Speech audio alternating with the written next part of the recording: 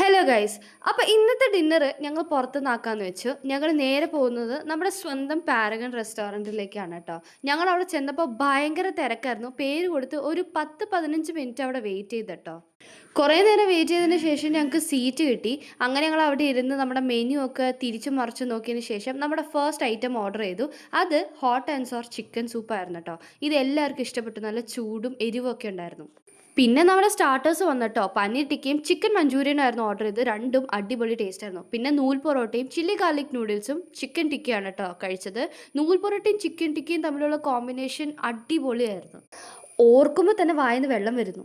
പിന്നെ ഞങ്ങൾ എന്തെങ്കിലും ഡ്രിങ്ക് ഓർഡർ ചെയ്യാന്ന് വെച്ചിട്ടോ. ഞങ്ങൾ അങ്ങനെ ഒരു ബ്ലൂ ലൈം മൊജിറ്റോ വാങ്ങിച്ചു. ദേ ഈ ഒരു സ്ട്രോ എന്നെ ഞെട്ടിച്ചട്ടോ. കാരണം ഈ സ്ട്രോ ഉണ്ടാക്കിയിരിക്കുന്നത് ഓലയും കൊണ്ടാത്രേ. പേപ്പർ കൊണ്ടുള്ള സ്ട്രോ ഒക്കെ ഞാൻ കണ്ടിട്ടുണ്ട്, പക്ഷേ ഈ ഒരു ഓലയും കൊണ്ടുള്ള സ്ട്രോ വെറൈറ്റി തന്നെ.